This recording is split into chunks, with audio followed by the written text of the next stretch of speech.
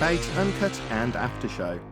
I'm your host Nathan Oakley, and if you are new to this channel, or you've not done so already, then be sure to subscribe, hit the bell notification icon and join button if you'd like to become a Nathan Oakley 1980 channel member and keep up to date with the Flat Earth debate. If you would like to support the channel, there is a super chat that runs alongside each of these shows while they are premiering, and there's also a PayPal, Patreon and crypto link in the info box below the video. Also below this video you can get £50 for swapping your UK electricity supplier to Octopus Energy, and this is of particular note if you drive an electric vehicle.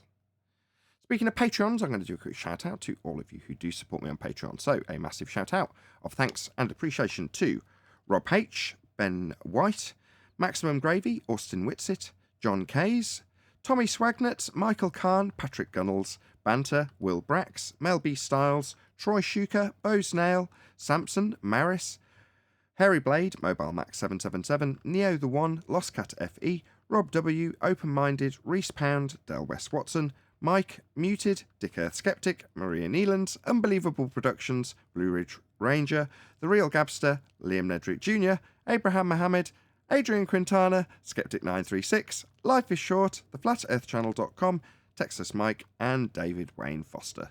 So another massive thank you to all of you for supporting me on Patreon. Now I'm going to hand over to whoever is in Discord and Google so you can enjoy their dulcet tones while I set up for today's live show.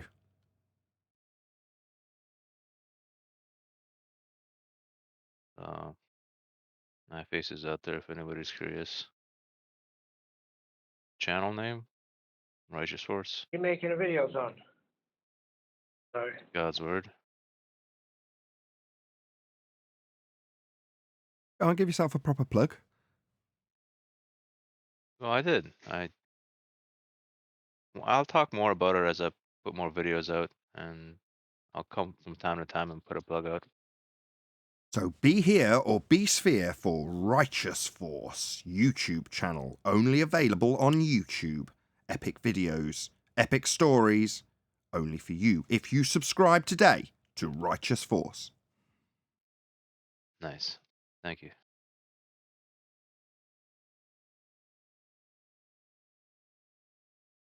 Was that Neil? You're No, going to be subscribing immediately? Well, that's really good to hear. Me too. I'm just getting my iPad. I kind of messed up the first video. I was supposed to have like the screen up showing what I was looking at, but I had like my whole webcam blowing up, which I had cropped too much, so it kind of looked like small definition, but whatever. It's just a start. Like sometimes you just gotta start and just put things out, and then the kinks get worked out as you go, kind of thing. Sometimes if you try to like do things too perfect, we like never get it out, kind of thing, right? So, anyways, let's say that. What's the title of the video? It's I gotta look it up. Something about like the guidance of the Lord, like how to get guidance from God. So it's kind of like a part one of a part three-er, because I didn't want the video to be too long, right? And I just wanted to hone in on one thing, lay one foundation before I move on to the next thing, because they're tied together. So yeah. Okay, epic. So I've subscribed, and I'll stick a link to your video into... It's already in the main chat. You're welcome. Thanks. Oh yeah, I'm getting guidance. That's the name of the video, and Sent this it is like to- part one. So Sent it to Sleeping Warrior, because he was the first person on my list, because he was the last person I chatted with. So I've shared your video with Sleeping Warrior. I'm sure he'll be delighted. right, I'm sure so too.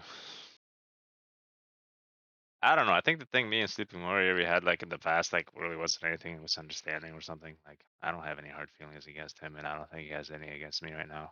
I think we're good. I didn't say there was. I said I'd shared your Right. video with him, and I'm sure he'll be delighted. That's right. Yeah, I'm just gonna focus on this. I'm not gonna focus on like the FE stuff like that. it'll probably like mess up with the algorithm anyways too, and I don't want those things against my channel. And besides, I mean, I participate with that stuff over here, right? There's a platform for that elsewhere, right? So I'm just gonna keep it focused on one thing. And though the Earth cosmology is part of God's word, and if I do have to teach on that, I will just teach on that as I'm instructed to teach. But it's just gonna be from God's word again, from His perspective, right? So stuff like that. Keep it simple. He If you replied. want to do flat Earth stuff, you can always make a new channel. You realize that, right? You can make a Right. There's different also portal. right there is that too. Because you look lovely. That's exactly how I imagined you to look. And then he asked me if I had seen. He asked me if I'd seen Tim Osman versus Austin in real life the other day. No, I have not, I'm afraid, but I'll reply to him later.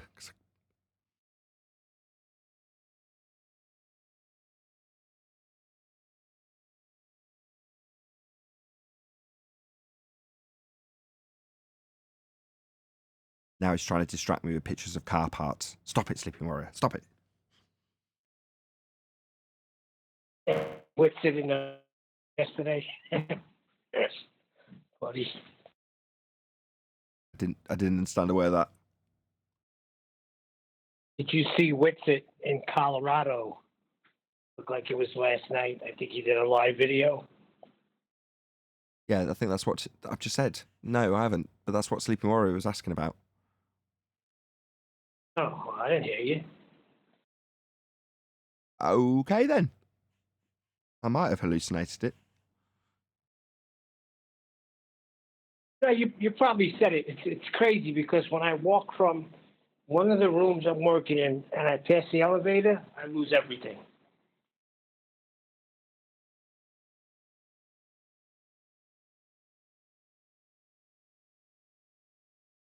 And that's how the meaning of life works. Wouldn't you agree, Neil?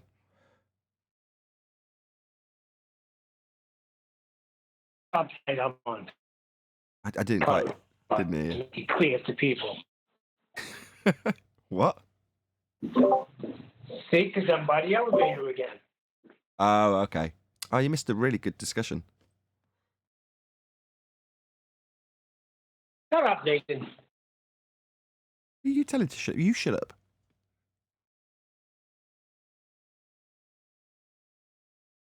You kind of look like Seth MacFarlane. Is that the right guy I'm thinking about? Righteous Force looks a bit like Seth MacFarlane. Yeah, I'd give you that. A little bit. Yeah. Little bit. Looks like a Joe dude to me. Average Joe. Normal bloke. Does it matter? You did mention it, I suppose. You said if you're interested. I'll be honest, not really. Sorry. I don't care what you look like. No offense. Yeah, I like seeing pictures of people. It makes me understand that they're real. I don't trust people that don't show their face. I'm the other end of the extreme in that regard. When people see trolls making comments and they're not real people, I'm like, they're absolutely real people. That's somebody sat on a keyboard typing that out, sharing their pain with us right there. Just because they haven't got their name, address, and phone number not at the bottom of their picture doesn't mean they're not a real person. I play on the fact that they are most definitely real people. I learned that years and years and years ago when I first got AOL. You know, a guy sat me down. I was telling this to my wife the other day. My parents worked in computers, so when I left home quite early, at 16, they gave me a computer. And at the time, I just hated computers. Probably 1996, because I'd grown up with them and I just despised them, as did they, to be honest. Probably why I despised them, because they were in business with them. But they gave me, what I found out later, was a top-end computer that I just shoved in a cupboard. And a couple of years later, a guy I worked with at a hi-fi shop was like, "You've got a computer?" I was like, "Yeah, so what?" Assuming that they were just common as muck, which they were not. And he came round, hooked it up, set me up with an AOL account, and was like immediately into chatting with people on IM, whatever it's called at the time, AIM, I think it was called, AOL Instant Messenger. And asking girls what they were wearing. And I'm like, I don't like that. He was like, yeah, but you can just be anonymous. Let's set you up with an account. Because he'd got some strange name that he was showing me this with. I'm like, I don't want a strange name. I want my name. So, so I'm accountable. I'm reasonably self-disciplined anyway, but I don't want my internet trail to have horrible filth attached just because I've got a ability to do it. I want to be as much like me as possible. He was like, oh, suit yourself. But then you won't get away with X, Y, and Z. And I was like, I don't want to get away with X, Y, and Z by being some anonymous, faceless troll on the internet. I'd like to it's just me and I happen to be online at that moment. That's still me. At the time, the whole idea was that nothing was ever tracked. And I remember about 10 years later, To Catch a Predator came out, and all they're doing is showing them their own AOL instant messages while they're doing things they shouldn't. I'm like, yeah, you might believe that none of this stuff's going to survive, but how easy is it to take a screenshot and then just present it all back to you as they showed? And all those idiots were under the false misapprehension that just because it's anonymous and online, the same is true now. I won't give modern examples of exactly the same thing, but they're prevalent. But people they don't want to be themselves online. They want it to be an extension of a distant personality they've got locked up in their mind. People like that escapism. Me, I just see it as a bit sad. I mean, I'm not knocking anybody that's got a fake name. All power to you. Some people want their anonymity for different reasons. But there we go. That's just my take on that subject.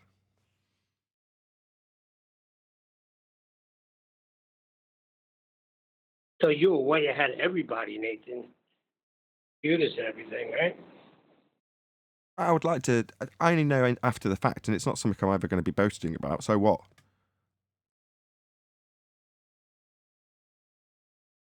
Yeah, I grew up with computers. My folks were setting up networks in big industries and in schools and various other places when I was growing up. So, at 6, I was being taken to some big industrial plant with great big way bridges, and my dad was fiddling with the mainframe and setting the computer program that he'd programmed into the mainframe to work to do all their whatever they were doing with it, and I'd be just sat there next to this enormous box that was about 50 times my size, because back then computers were massive, and I'd just be sat there while my dad was tinkering on some station doing the coding or whatever the programming he was doing at the time to get it to do something different or add some program to it. And I'd just be watching massive bridges, massive HTVs going over these way bridges. Not way bridges, like a giant concrete thing that just physically weighs the HTV. Anyway, fascinating and boring all at the same time.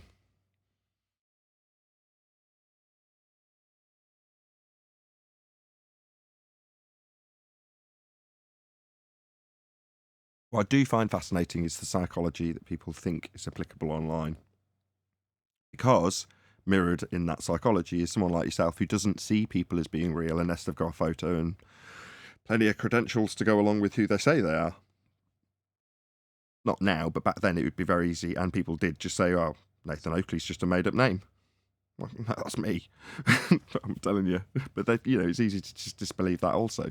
I'd have a struggle now, I think, to deny me being me. By name, that is. But back then, I'm just another Joe, and if 90% of the Joes out there have got a fake name, having a name that looks relatively real doesn't necessarily mean it's true either to somebody who's sceptical like yourself. You're like, well, you're just not a real person. That's what I'd get also when I was back in the day flirting with girls on AOL Instant Messenger.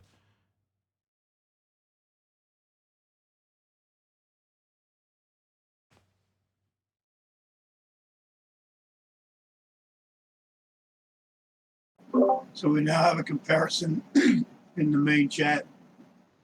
Pictures of Seth MacFarlane and Righteous Fools. You've been drawing comparisons. See, right, just the moment you show your face, this is what happens. Get a stick for it. Get compared to Seth MacFarlane. I'm sure you're delighted with that, right? Well, I guess I wasn't familiar with what he looked like. I'm looking at him now. But yeah, he posted a GIF. Bennett, Joe Pesci. Yeah, you do look like Joe Pesci, don't you?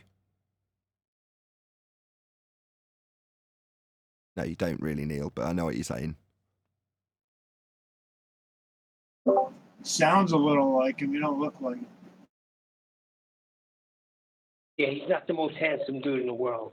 If you're gonna compare me to anybody, at least give me Al Pacino.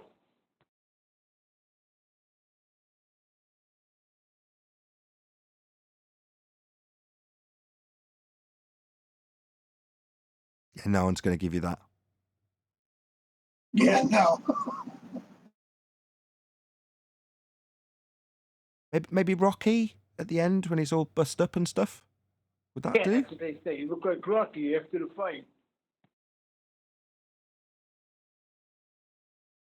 It's only what sprung to mind because of the black eyes you recently had when you kept smacking your try that again. Smacking yourself in the face with a basically 4 foot long iron bar.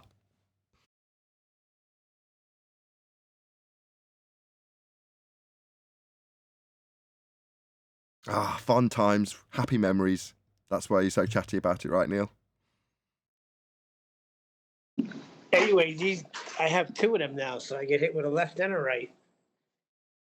Gotta You be see, uber and careful. they're red like the devil. Get those red handles, just looking to punch me in the eye.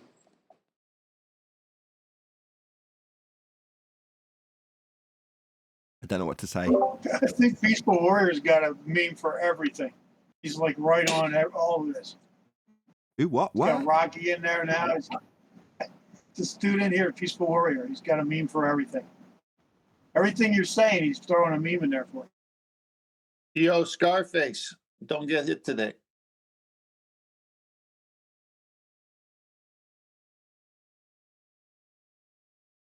Antonio Montana.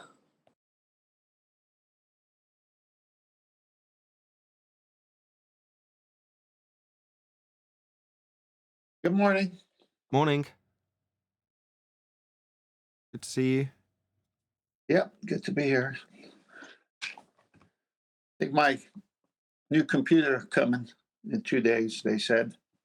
Awesome. The one I had that was new was working fine until it wasn't working fine, but it was within the warranty, so. Ah, it's a beautiful story.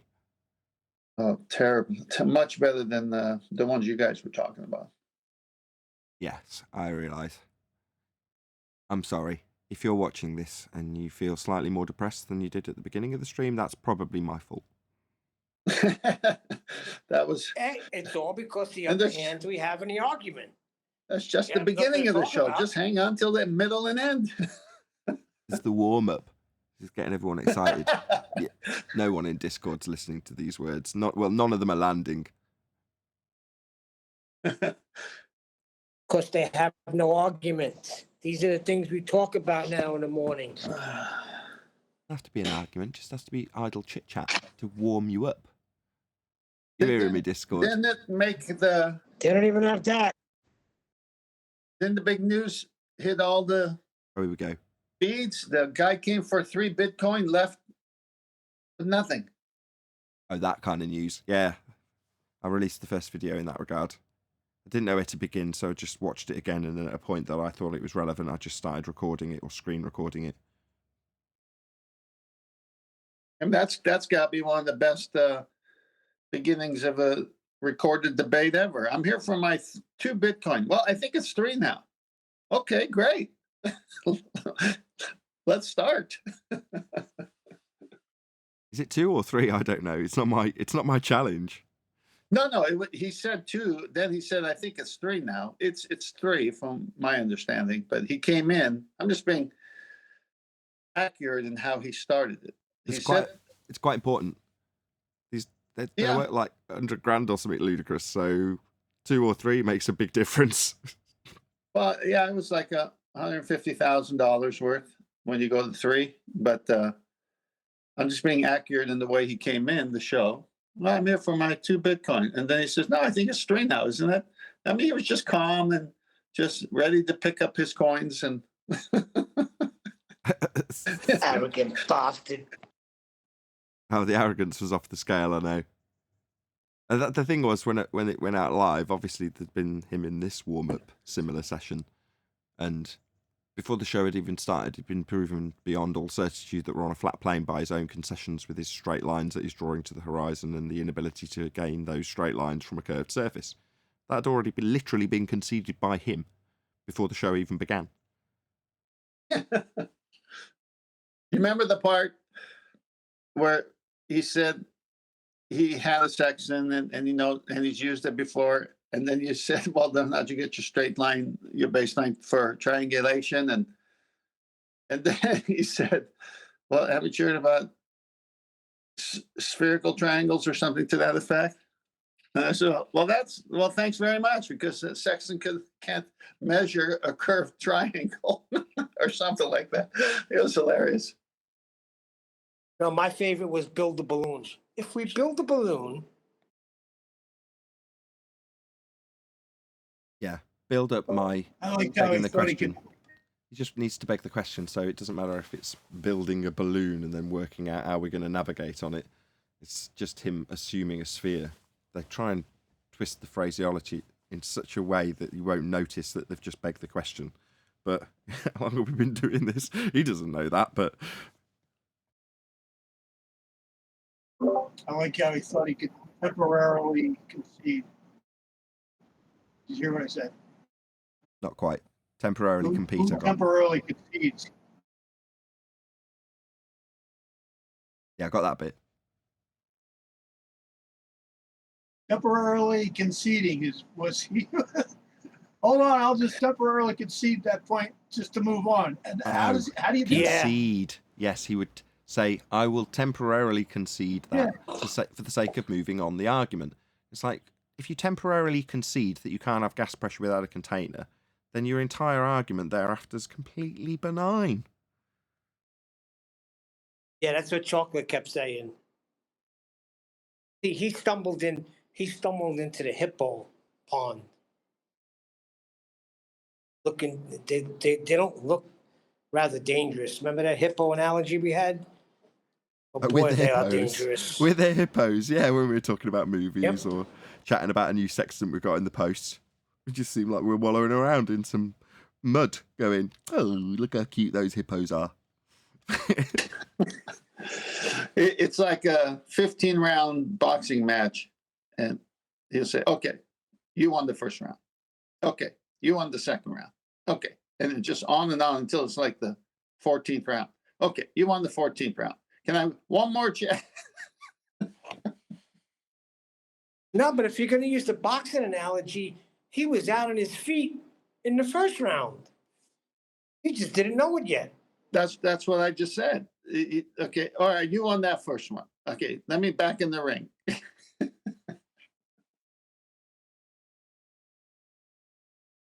Well, they're trying to get a triangle on a curved surface, which the sextant can't do, obviously. So what they do, at least this is my take on it, is they go to the grid system for the stars, not on Earth, but in the sky.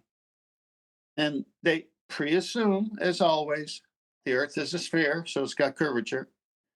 And then they bring those stars and lay it on a curved surface. But that's through the imagination of their mind and not with the sextant. Sextant needs straight lines to work. So you can show as many as your curved triangles you want on the surface of the Earth, but you didn't use the sextant to do it. So argument dies right there. Yep, they begged the question and started laying out things that can't acquire them angles on the actual plane that we dwell atop. They can't actually measure anything. It's called the PZX triangle. And this is another way of them lying to themselves. What they do is they use the coordinates of the North Pole, the sun's GP, and the observer. And they draw a triangle, but it's curved. Then where'd you get that triangle? Oh, this is PZX triangle. This is how the stars from the sky, that's the North Pole GP, that's the sun GP, and we find out your GP, you're the third GP. So there it is right there. Yeah, but how'd you get it? Oh, we drew it there. I know you drew it there, but how'd you get it? Did Sexton get it for you? No.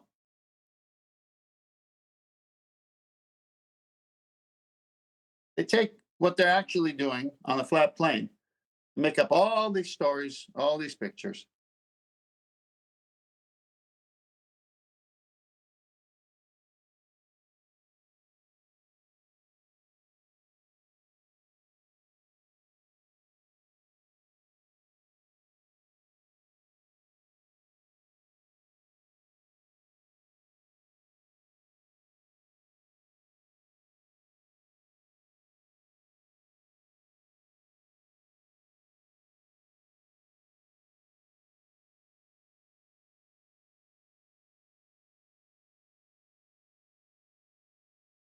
No one in Discord? That is right, 10th. What's that? Hold a knee kicker. Something else to beat up my body.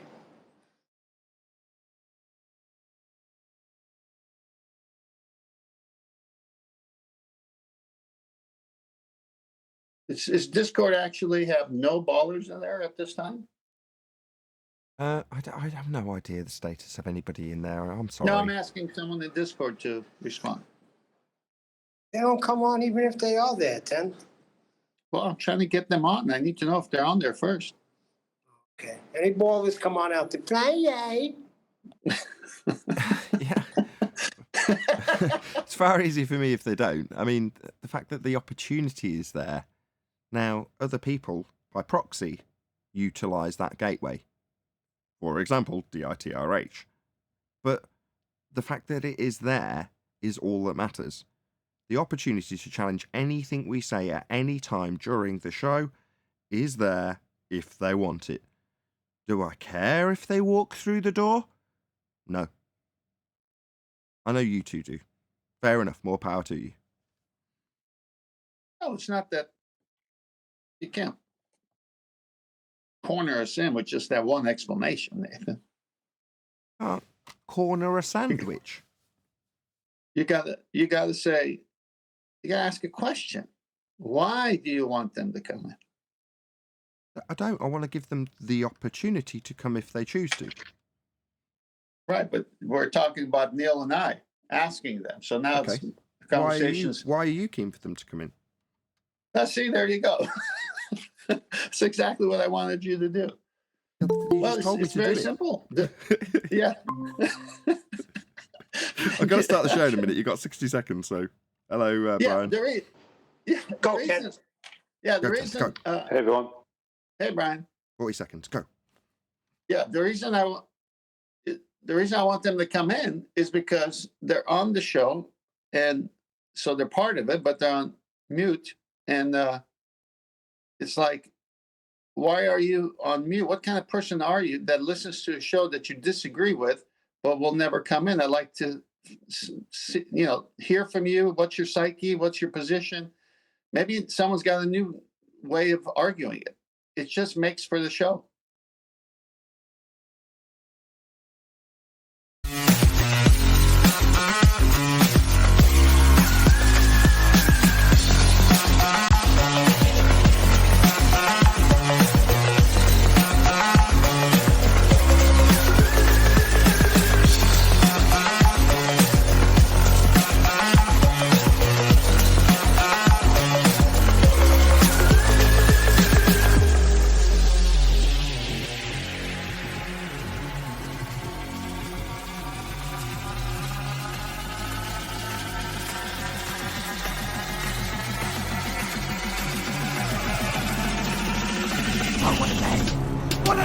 Welcome to Flat Earth Debate Live.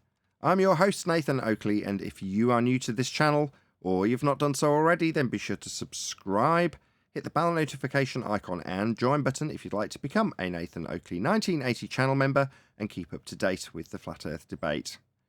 If you would like to support the channel, there is a super chat that runs alongside each of these shows while they are live, and there's also a PayPal, Patreon and crypto link in the info box below the video.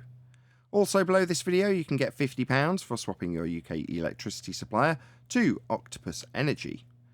Most importantly, if you'd like to join the discussion, simply mute the page you're currently watching, then click the link in the info box below this video to join the panel and express your views on the nature of Earth. If you do join, please don't swear. If you do, you'll be ejected. And if you are, please don't try to rejoin the stream using sock accounts. You'll be warmly welcome back on the next stream. Please also share the show on social media. Sharing the show obviously increases the live audience, but this in turn increases the chances of a more diverse panel. So please share the show on Facebook and Twitter. Now we are joined by Arwin, Neil, 10th Man, Brian's Logic, and a whole bunch of people in Discord. So welcome one and all. Good morning. Hello, hello. Hey, Good good afternoon. Hey. Enthusiastic like the warm-up worked in the pre-show. Yes. Happy days.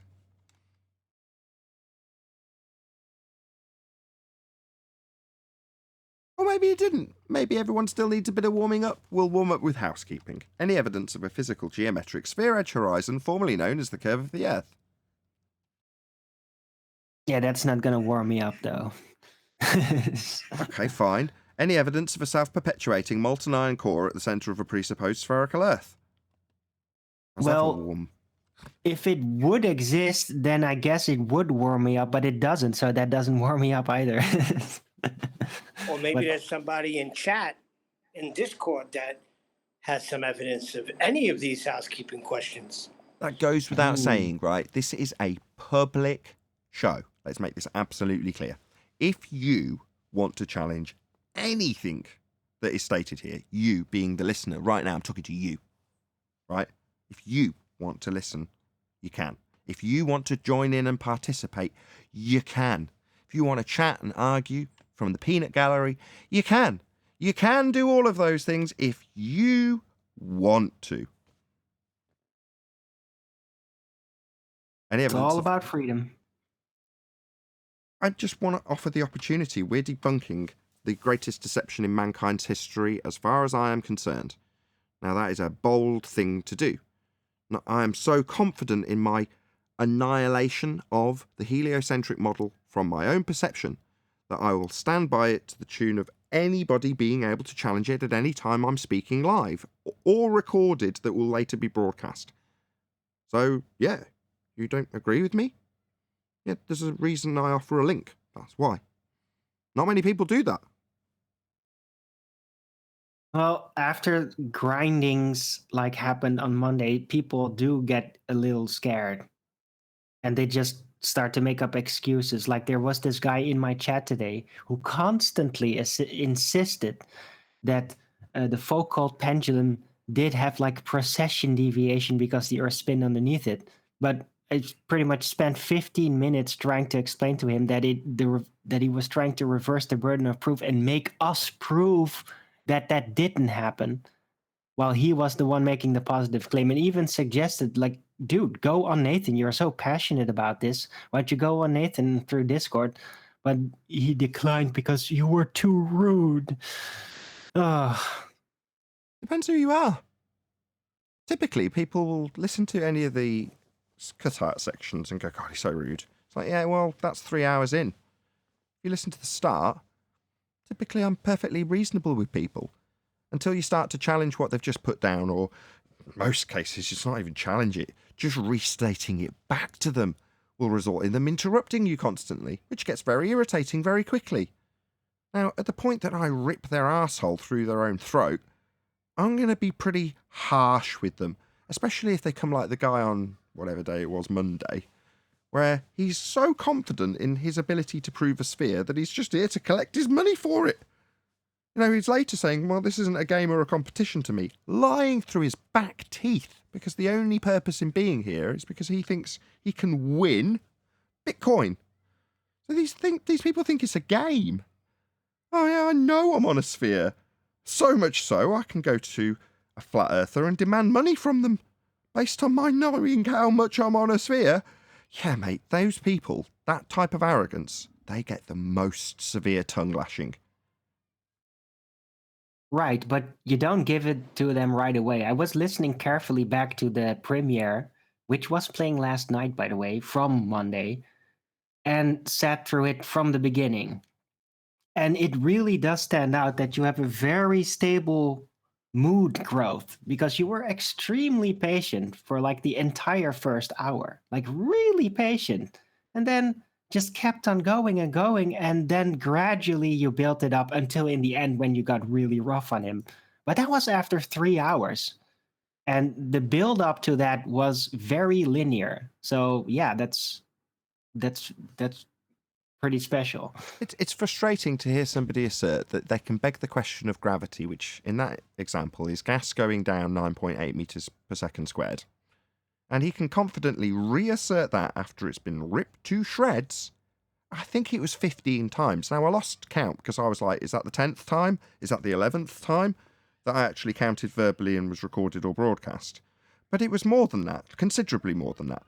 But regardless of how well or how concisely or how much he conceded or how much he detailed, literally, to quote him, gas will fill the availability of space. Gas will fill the availability of volume for the container. Those were quotes from him. So he's agreeing with us. And yet, but I'm going to assume gas go down, go boom, boom, 9.8 meters per second. When it gets to about the 6th time, my patience are at an end for that crap. What, repeating the same rebuttal again and again that has not been overcome? I.e. gas isn't going down 9.8 meters per second, it's expanding in all directions. Do you think that's reasonable, as he was telling me, as I'm getting stroppy with him, that he's just come for a reasonable discussion? Yet, he's repeated the same thing that's been conceded by him in excess of 15 times. Do you think that's not going to get you shouted at eventually?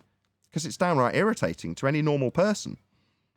In any circumstance, not just flat Earth versus globe Earth debate. Yeah, You're but there's right, got to be absolutely. there has to be a point where they concede and they shouldn't be allowed to go back to it. There's got to be some rules. If it's debunked, you are not allowed to go back to this unless you prove otherwise. And after 3 hours, the hippo bites. I'd like to point out something that that guy was doing the other day. And it's something that I had a thing with Rumpus against Rumpus on Brandon's recently, where he lost the plot with me because I started calling out something that was very obvious to me, but maybe not obvious to everyone else that Rumpus deals with. They keep on taking, right, PV equals nRT, and they explain things talking about the T, right, to do with gas behavior. They explain gas behavior and start talking about the T, how temperature is involved, how temperature controls gas behavior, right? But then they switch the T for a G and turn it into PV equals nRG, right? And that's what this guy was trying to do the other day. He talked about this stupid example that I've heard of from them before. One gas particle, right, in a container, right? What is that going to do? Right, for a start, that means he doesn't understand, and I said this last night on QEs, and he totally agreed with me, that they don't understand gas behavior when they start bringing up one gas particle. Gas, right, is unbonded. That means if you have 1 or 100 billion particles, they're all independent entities. So he tried to bring up the example of one gas particle in a container, and then he said it loses kinetic energy when it collides off the walls of the container. And then you corrected him and said, no, it does not. Elastic collisions, they don't lose kinetic energy with collisions off each other or anything, any surface, the container, anything, right? And he said, but if the container is a little bit colder, they will lose kinetic energy. This is the rubbish he started. And I was screaming at the phone because I was listening to this afterwards. I wasn't listening to it live. It's like, no, right? That is complete and utter rubbish. What is taking the kinetic energy? Is it the collision or the temperature change? Right? It's the temperature change, because the collision will happen anyway, right? But without the temperature change, there won't be any change in kinetic energy. Cold takes kinetic energy, heat gives kinetic energy. That's how it works. So he was trying to bring gravity into it all the time. And when gas behavior came up, he brought in some talk about temperature, right? And Arwen tried to correct him when he started talking about the sky, right? About his atmosphere, right? Arwen tried to correct him a couple of times and bring temperature into it. And eventually he brought temperature into it very briefly, but then it came back to gravity, force of gravity causing this weight of atmosphere. If we have this weight of air on top of us, right, caused by a force of gravity, then explain to me why things are heavier in a vacuum. It is over. Right. Right Sorry, there. if we have gas go down, go boom, boom, weight is heavier in a yeah, I see what you're saying. So you're saying that if there's, well, just explain it again. I can't summarize it well enough. Objects are heavier in a vacuum. They should be lighter. If gravity was real, a force of gravity was real, and a force of gravity caused air to have weight, right? Can't be done. It's nonsense. But if this was all true, then objects should be lighter in a vacuum. They're heavier in a vacuum. Objects get heavier in lower pressures. Right, because the medium's density is further away from the object's density in a vacuum because it's less dense than regular air pressure. Yeah. Solid objects. Well, solid objects. The air is giving a certain amount of actual physical matter support to whatever, just like you will in water. If you dive into water, the water will give you more support than air, right? If you lie on concrete, it will give you total support. Jump into water, you will float somewhat. In air, you won't float away. You won't float up in the air. But it does give you a certain amount of float, a certain amount of lift, whatever you want to call it, right? A certain amount of support, right? When you take that support away, then you don't have that extra lift, so you get heavier in a vacuum. So there is no force of gravity. Yeah, support's a bad word. And I know what you're saying, because in effect what you're saying is the gas is still pressing on you, right? Yeah, well, yeah, but the air is a medium and air is a fluid. So it does give you use whatever word you want to use, but I like the word support myself, is that it gives you a certain amount of support. So when you don't have it, you get heavier. So in a vacuum, right, your table will be heavier in a vacuum chamber than it will outside the vacuum chamber. I would just call it pressure. It presses against you. It will prevent you from falling down harder. Sure, but I think Brian's pointing out that their point is the opposite of that, right? They're saying you'll get lighter. Yeah, well, there has to in their model. Things have to. Didn't they show men bouncing around on the moon, being 1/6 of their weight? The whole point is that their claim is that we have this pressure gradient and we have all this weight of air on top of us, making everything heavier. When you take that air away, you're supposed to get lighter, but that doesn't happen in reality. You get heavier without that air. Right. If we assume gas go down, go boom, boom. Well, we don't have to assume it because it's not real. No, I know, but I'm saying no, of course not. But I'm saying in your example that you're laying out for them, which is their description of how you have a homogeneous layer, as you described it, pressing down or giving weight. That's down. So that's a layer of gas going down, go boom, boom. They say it's with gravity. So that's gas going down 9.8 meters per second. So if we assume gas go down, go boom, boom, in a homogeneous layer, as they describe, I stop there. The reason I'm bringing this up is because that's, well, you've heard, right? That's where I cut it off. No, I'm not going to assume gas go down, go boom, boom. It doesn't do that. No, but that's the point. It's like they need gas to have weight for their pressure gradient, right? That's all based around that. The whole pressure gradient is based around air having weight. They say that a helium balloon goes up because of all the air that gravity is pushing down. Yeah, right? That's what I'm saying. Right, weight is down. Right. So, yeah. So they're saying air must have weight. So air must be going down. So gas go down, go boom, boom. But it doesn't, because things weigh more in a vacuum chamber. Well, it doesn't because... Well, I do get your point. But, prior to that, you just, gas doesn't go down. You're I hate to say this, you're doing an anti-Riley. You're working within their paradigm where they assume that we have a homogeneous layer of gas going down, go boom, boom, 9.8 meters per second with gravity. We don't. But you're saying if we did, then you're saying that there's more weight on us at ground level. And if you remove that, then you'd weigh less in that paradigm with gas going down, go boom, boom. They kind of demonstrate it's more gas of a- going down first. It's more of a modus ponens. If gravity is a force, then oil will weigh less in a vacuum. I don't weigh less in a vacuum, so gravity is not a force. Fair enough. You Yeah, understand what that I mean? works. Yeah, that works. Yeah. If you ignore all gas in the description, that's perfect, in fact. Yeah, well, whichever way you want to do it, I don't mind. The whole point is that there is no force of gravity because a vacuum proves that there isn't. Yeah, remove the gas. No gas. Well, then, what's going on in terms of your assertion? Oh, nothing changes. For a solid. What for I you.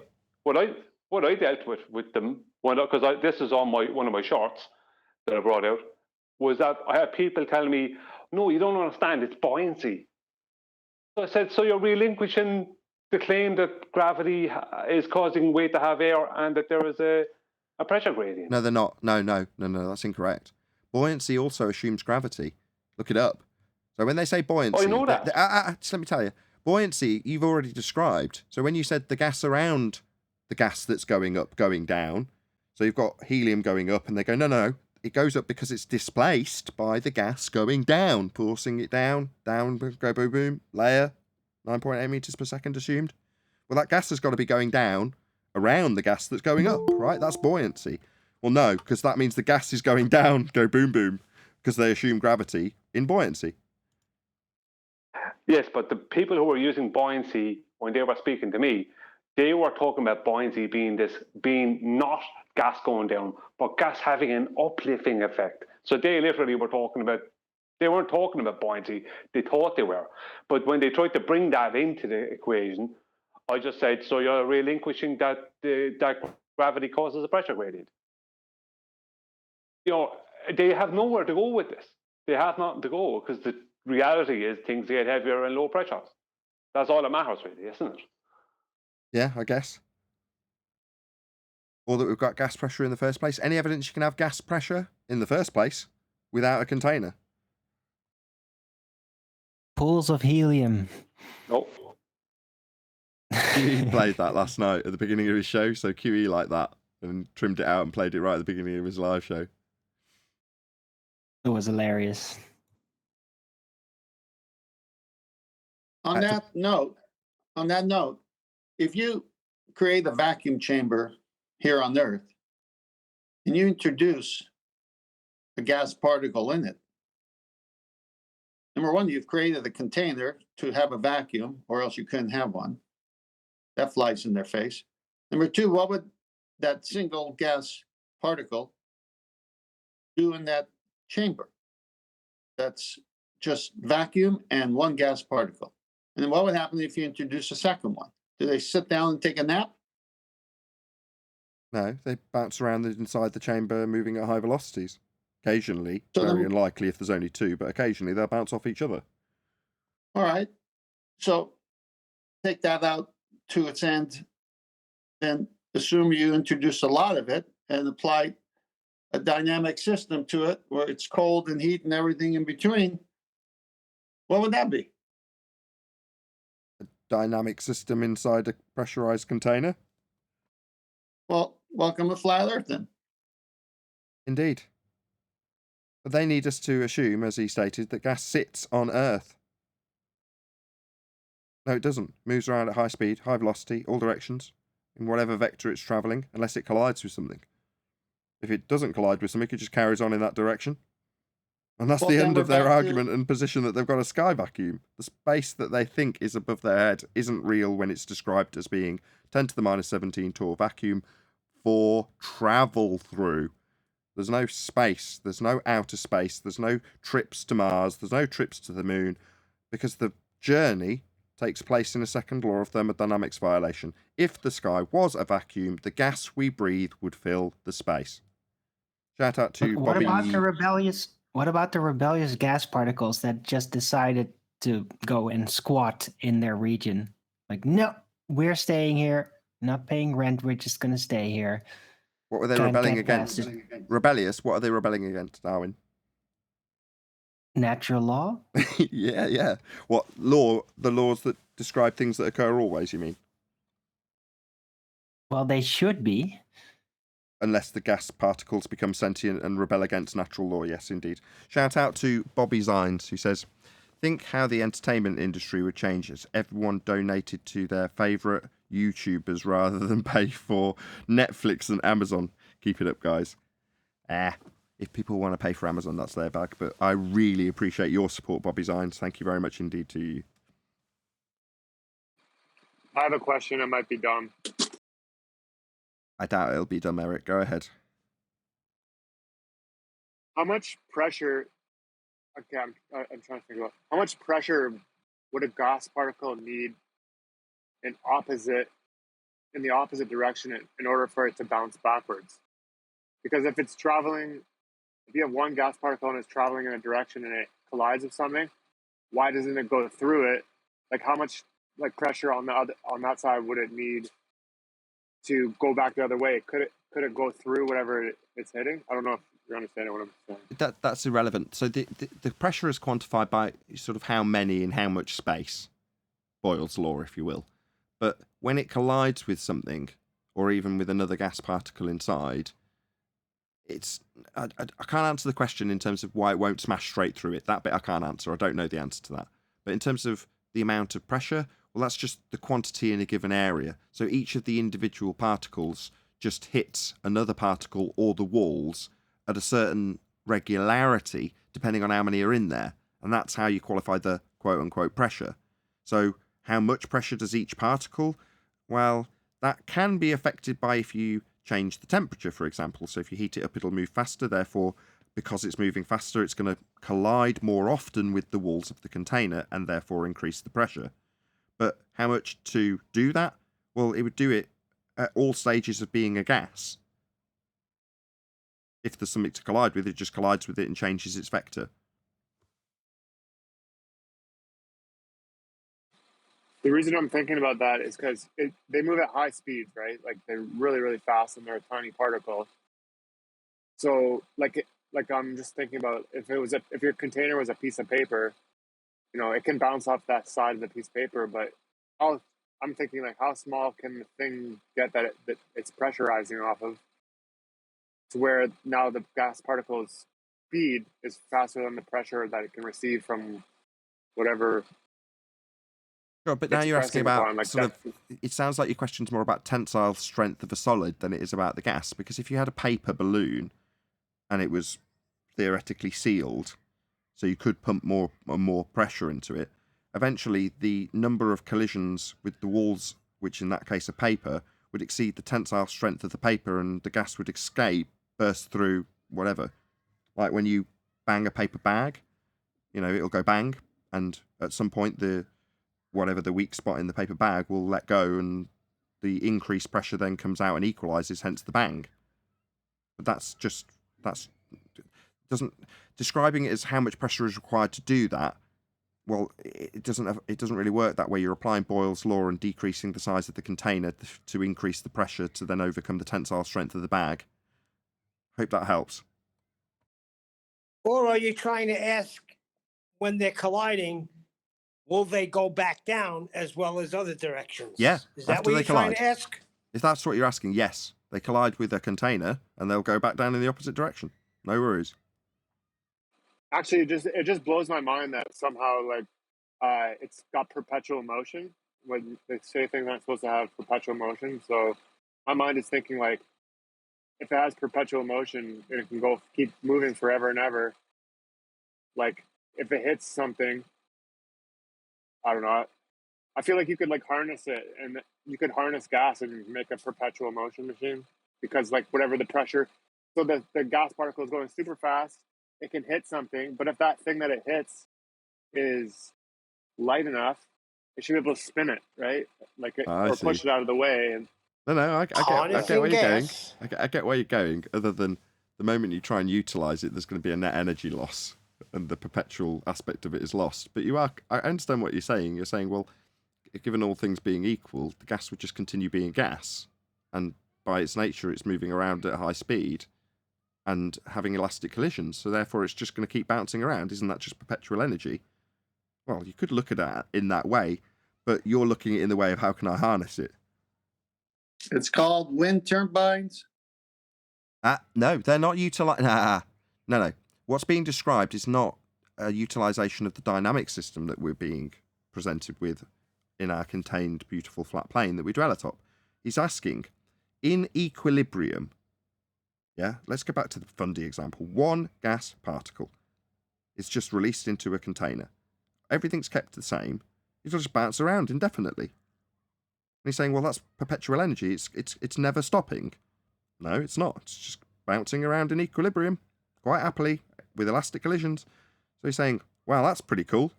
Yeah, the beauty of our world is amazing when you just have a little look, eh? But how do you harness it?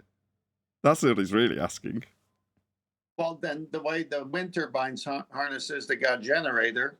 And when the wind is strong enough, it turns the blade, and the blade activates the generator. Yeah, that's utilizing a dynamic system, though, isn't it? It's not harnessing it, it's using it. Okay. We're obviously not going to get back onto the same wire in this regard, so I don't think that's what he's asking about. Yes, we have wind turbines. I know that's not what I'm trying to express, that within what he's saying, unless you have something that converts it, it's just bouncing around. Indeed. Well, yeah, what I'm saying is if there was a container that had gas in it. Hold on, Eric. Eric, can you drop and rejoin? You're all fuzzy and stuff. I don't know why. If you join the live stream queue, I'll put you back in if you can't get in. Yeah, but Nathan, I hear that too. Like when you say they bounce in all directions, I heard somebody say that, yeah, that means they go back down. So Nathan says gas don't go down. All directions would include down. Let Eric get his... Hold on, Eric's back. Can you just let him get his point through? Or just move him back in. Hold on. Move to live stream. And is he on mute? No. Eric, feel free to continue. Sorry, can you hear me better? Perfect now. So what I'm saying, Nathan, you got it right. So like I'm just like concepting in my mind like a container that has nothing in except for gas. The gas is bouncing around, and then it has perpetual motion. So those little tiny gas particles, if you could like have them, because they're always bouncing around, hit something that could spin, like in my mind, to generate a power, like you could somehow get perpetual energy from that. That's what I'm thinking. I know it's like kind of silly, but yeah. Do you want to know the problem? The thing that thwarts that is entropy, and entropy is the change that will occur with time. And no matter what you do, entropy is absolute. Sorry for cutting on you, Nathan. But this actually does take place in nature. That's why it allows us to have a dynamic system. This takes place between the tropics with the sun. Because the path of the sun means that constantly between the tropics, without fail, all the time, the most amount of convection within the air is taking place. So there is more warm air rising between the tropics all the time, non-stop, than any other part of the world due to the sun. So as long as the sun continues to give the heat or an energy or whatever you want to way to term it to the air, that air will constantly be rising and falling and rising and falling, warm up, cool down, warm up, cool down. That'll constantly be happening. Yeah, or to put it another way, the sun is the biggest entropy generator known to man. Yes. But that's what I said. It's developing entropy. So the chances of equilibrium are pretty slim because we're constantly going to have entropy. Yeah, well, it's like if the sun, thing about it is that the sun never stays in one position. It's constantly changing its position above us day by day. So it never stays. Like it's only over what they call the Tropic of Cancer the 21st of June. and over the Tropic of Capricorn on the 21st of December, and then over the equator in September and March. September 23rd and March 21st. So it's never staying in the one place; it's always moving. So that even as a system that's constant, the system is still always changing. What I mean by when the sun is around the Tropic of Cancer, there's going to be more, a bit more convection, a bit of a higher convection rate there than there will be over the Tropic of Capricorn, simply because there'll be more heat. Fair enough. Quick shout out to Slow Mo Moonbuggy. He says, good times, thanks. I think in response to being suggested that people should smash the super chat and support me. So I really appreciate it. Thank you very much, Slow Mo Moonbuggy.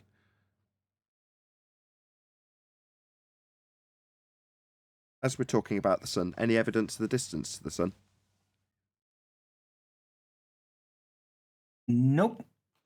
It's 3 Arwinian units. It's in the sky. Thank you, Wherever chocolate. it is. Anytime. Oh, by the way, Nathan, I have a bit of a news flash. Apparently, William Shatner is going in the Blue Origin launch in 45 minutes. Blue I Origin. put a link in chat. What's Blue Yeah. Origin? Is that the penis rocket? That's Bezos' thing. Ah, Remember? the penis rocket. Penis rocket. Yeah. I see. William Shatner's going in a penis rocket. Where's he going Yeah. in it? Where does he think he's going in it? Well, to science fiction, because that's exactly the same as reality. Remember? So he Yeah, knows what he's doing. He was asked once, William Shatner was once asked, what's the difference between science fiction and science fact? And his answer was nothing. Quote, nothing. There is no difference. It'd be hilarious if he came back down and said, hey, it looks flat. He did say that. He said it in a TV show. Ooh. Goes up high, broadcasts back to base control saying, it's flat. The Earth is flat. I'm looking across Earth and it's flat. And they're all at base control going, he's such a joker. Yeah, they'll say he's spaced out for a second. But you didn't answer me, Arwin. Where does he think he's going? Do we know where he believes to be going on the Origin trip in the penis rocket? I haven't seen any press conference statements from him about it yet. It was just brought to my attention by somebody in chat just now. So I don't know what he said about it, but yeah, it's probably going to be the same. It's just like a wild ride high up there. Up Well, it there. doesn't matter what he Hold says. on. Up there. Can you be a bit more specific? Where's there? High up in the air. High up in the air. Okay, so he's going high up in the air. Why is this on the news again? Yeah, exactly. Because when you read about the story of him from a week ago, it's just high altitude. He's not going into second law violation called space. He's not orbiting anything. They even say it. Okay, so apparently in 2021, newsworthy information is that an old fat ex-sci-fi actor is going up high in a penis. Well, that's great. Hey. I mean, that's why I don't watch news anymore. William Shatner is awesome. They're calling it a suborbital joyride. Suborbital. Sorry, pre-begging the question fallacy of orbital motion. So, Exactly. William Shatner killed his own wife. in what dramatization? If not, allegedly would be preferable so the lawyers don't get in touch?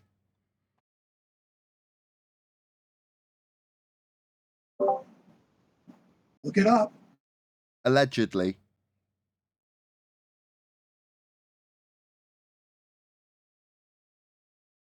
That doesn't save me from the lawyers. Just saying Wait. allegedly won't He save me. He I've watched- allegedly killed too? No, Can we, that can means we change look the it up and subject? don't talk Hello, about it. hello. This alleged crime that may or may not have been committed or even claimed to have been committed in respect to William Shatner. That's not the nature of the show. I'm sorry. If you're watching William Shatner, I'm sorry. Because, of course, William Shatner will be watching Flat Earth Debate. Of course. He will when he hears about these allegations.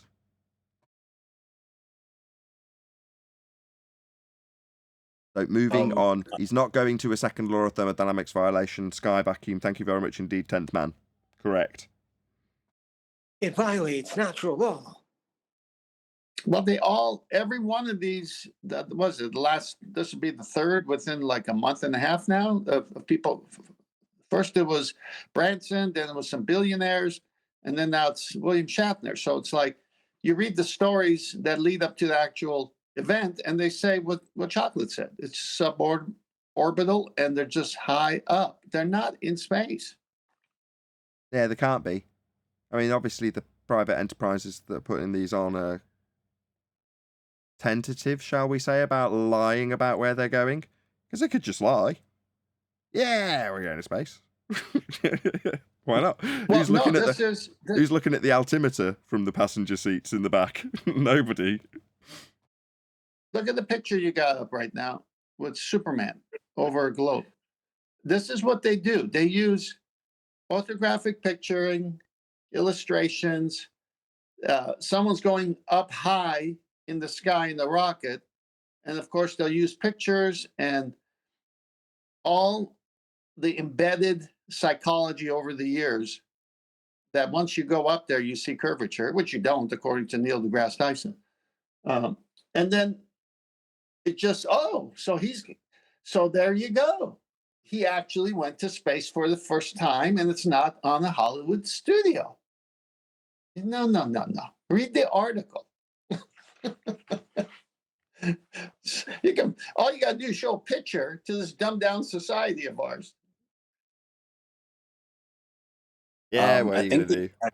Oh, sorry. I think there's actually a video of Neil deGrasse Tyson even mentioning that many of these astronauts who say they're going to space, in reality, they're not going to deep space. They're going to low Earth orbit, which even that's questionable. But he even admits it that they haven't gone to deep space ever since the quote unquote Apollo moon landings. So it's just crazy. Well, that's not even deep space because that's within our atmosphere, I heard. Atmo what now? Yeah, exactly. That's my point. The words, the pictures, and people believe it.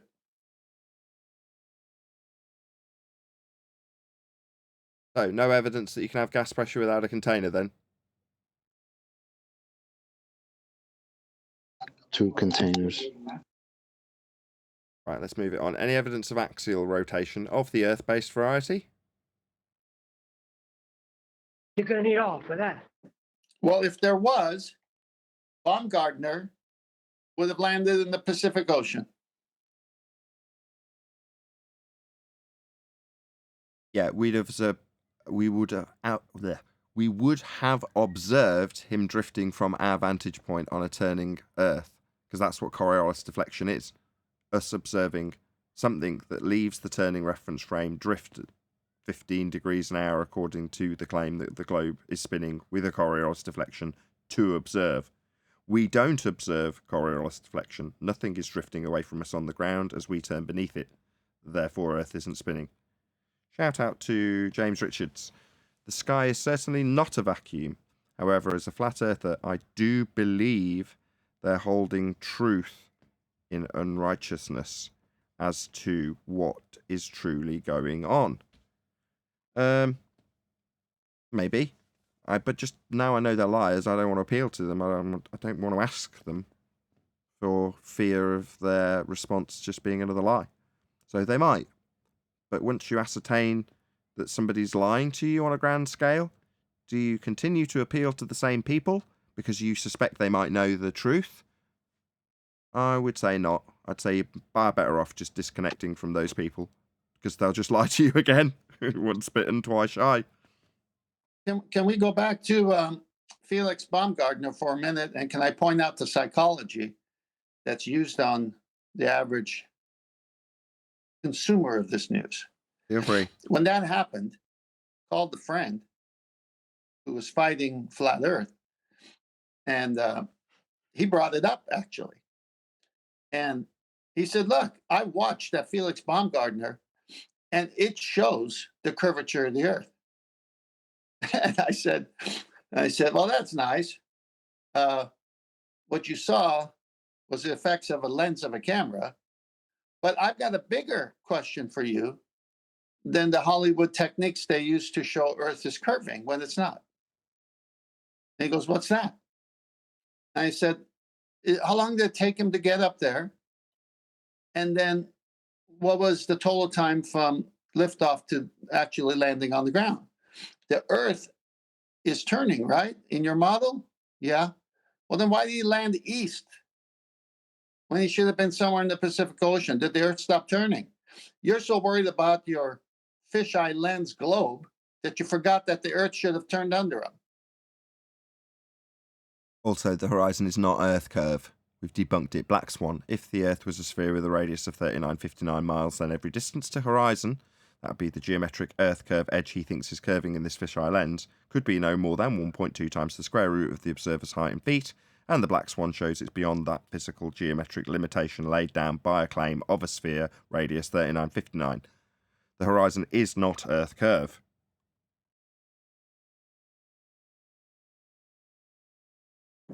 But do you notice the lack of critical thinking when you they point out one part of what they think is proof, curvature caused by a fisheye lens, and you say, what about the other part of your model? Was the Earth turning or did it stop?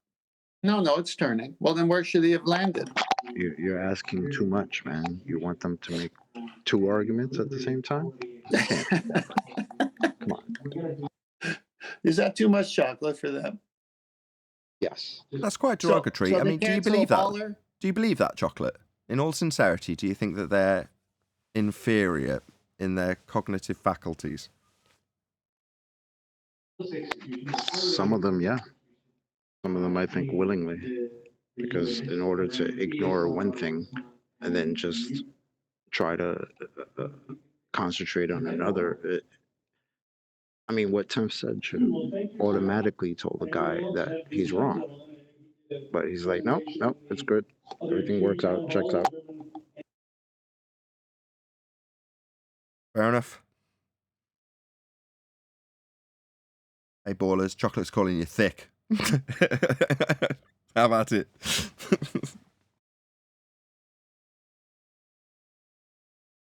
Yep. I'm in a meeting, by the way. That's why I can't talk. That's actually a compliment. But hang on, you're multitasking and the ballers can't? Can't believe you're getting away with responding to us while you're in a meeting. Hey, flat earthers can do so many things. We cover all the housekeeping questions? No, we didn't. Any scientific evidence of gravity? What is gravity? Not in the vacuum.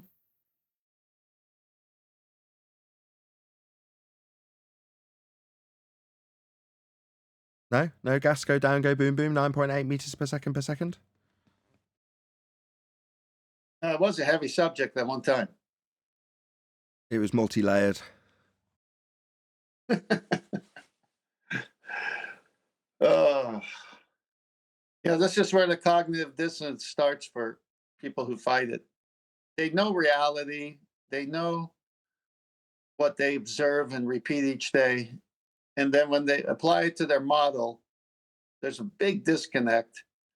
And then instead of going with, what they know and challenge and search and make sure that what the narrative is being fed to them is based on a bunch of fallacies and lies, they just get stuck. Well, I know you can't have gas pressure without container, but we must, because there's all those planets and space travel and everything else. Some people don't want to be unplugged, Tent.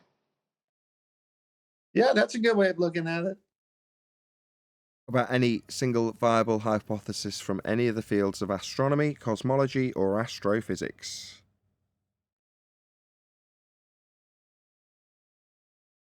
Well, they got to have a viable hypothesis, right? That's what we're asking for.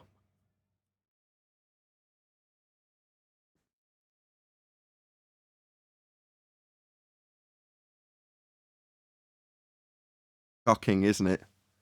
All the claims we used to hear of science.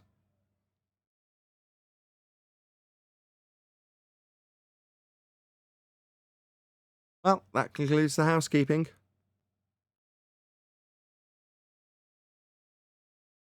Remember back in the day when And they we used called to... us science. Go on, Neil. They Science called us deniers. science deniers.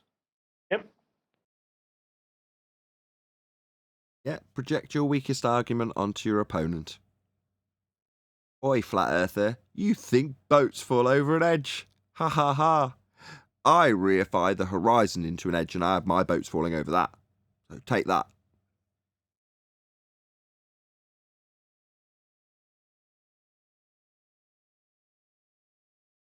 Science denier. Yeah, right. What science? There isn't any science for a sphere Earth.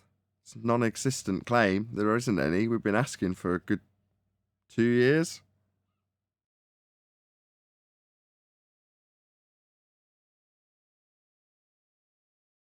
And here's poor science not proving anything anymore in 2021. What a shame. Also an outrage, because science does prove things. It's all it's doing if you actually apply the method. So all it's going to do is prove the cause of your effect or cause that you haven't guessed correctly in your supposition of cause. That would be the null, if A, not B. But one or other of those definitely gets proven at the end of the process. So all science does is prove things. The pseudoscience claimant, who doesn't actually have any science, and when that's pointed out to them, will then say science doesn't prove anything. Meaning or translation being, my claim of quote-unquote science wasn't science, it was pseudoscience, and pseudoscience, as claimed by me, doesn't prove anything. Wait a minute. Have an issue with this argument, Nathan. Okay, go ahead. Is it just a semantic argument that they're presenting and how they use the word proof? You'll have to tell me in that respect what argument that they're presenting. Because like when they say science doesn't prove anything, they refer to like the numbers, mathematical proofs or logical proofs, saying science doesn't have those things. All it has is proof. At the end of the method of science, something's getting proven. I'd like to remind our guest who's asking this question that all you hear lately is the science backs this. The science proves this. Look at the science. Well, then what are they trying to say by inserting the word science when they're pushing something? Also true. Is that what you're driving at, the hammer? Hold on, everyone else. Go ahead, the hammer. Is that what you're driving at or not? Clarify if not. I don't know. I don't know if that's necessary. I just feel like it's a semantic argument. Like they're just using the word proof, and I feel like the way that the flat Earth side may be using the word proof, they just mean evidence. I understand it's used a lot, the word proof, as far as in science, but like. So why did they spend all that time telling us how they have science that proves the globe 4 or 5 years ago, and now all of a sudden those same people are telling us science does not prove things? Do you see the problem with that? Well, when you say they, are you talking about like most of these clowns and jokers that claim that they're pseudo professors and stuff on the internet? Or are you talking about like legitimate scientists and stuff? Anybody that makes a claim of a globe and then at any stage of that claim makes the claim that it's scientific in any way, shape or form. Anybody at all saying that. Well, like you've been saying recently, most of these people are just common Joes like you and I, right? That have just been told the story. Mhm. So they're misspeaking, I think, a lot of the time when they use that word. Sure, but when you disprove something that is claimed to be science, and the declaration follows that science doesn't actually prove anything, or further to that, science only disproves things of that nature, I just want to focus on that particular aspect for a second. The process includes something that has a violation of the law of non-contradiction if you don't accept that it proves things. So, in the hypothesis, you have if A, then B. So if I do this, that's A, B will happen. That's if A, then B. It also has if A, I do this, the same thing as before, B will not happen. Now, both of those two scenarios cannot simultaneously exist. You can't vary A and have it cause B, and vary A and have it not cause B. Both things can't happen simultaneously. Yeah? Now, that's full hypothesis construction. If A, then B is an alternative hypothesis. If A, not B is a null hypothesis, and both are mandatory in a hypothesis. So that when you actualize that hypothesis, that is to say, if A, I vary A, I actually vary A. I manipulate something physically. This is an experiment. At the end of that physical manipulation of A, one of two things can happen. Number one, nothing happens. That's if A, not B. I vary A, sod all happens. I have just proven my null hypothesis. My null hypothesis, my supposition in the null, is if A, not B. So I vary A, and B does not happen. So I vary A, B does not happen. I've just proven that null. It was proven. Now, by contradiction, or the opposite of that, is the alternative. I vary A, and B does happen. Now, those are the only two outcomes at the end of the actualization. If I vary A, it can either cause B or not cause B. Only those two things. But no matter which one happens, or doesn't happen, I have proven something. Ipso facto, at the end of the process, something will be proven. So it is unquestionable that proof is going to be had at the end of this process. That goes without question. So, what is that in terms of a word, a description of that? That word is empirical. The outcome is empirical. Because if A, not B, cannot be contradicted by the only other choice. If A, then B. You can't have both. One will be proven. Just to summarise the point of describing all this, if somebody who has been proven wrong when they've said, my science proved that Dunlop tyres do grip better, and you prove that they haven't had a viable hypothesis to offer for this non-natural phenomena they're describing as being science, and they go, well, science doesn't prove anything, it can only disprove things. You go, no, its only purpose is to prove the cause of natural phenomena. It is empirical and will prove something at the end of the process because it has a null hypothesis. My only thought on that is that. Oh, go ahead, buddy. No, you go ahead. You go ahead. I'm just curious. Is it possible that in our example there that we didn't account for certain variables that could have affected the dependent variable? And I may be saying that incorrectly, but is it possible that we didn't account for everything? Then you didn't have a viable hypothesis. Yes, that's correct. And that is why the process isn't only done once, it's systematic experimentation. And the hypothesis has to be valid to begin with. All other things extraneous to the presumed cause must be held constant. Now, typically, because it's not really necessary, it's assumed anyway, we don't mention CV. That would be control variables. Confusing title, I know. Control, meaning they're kept constant.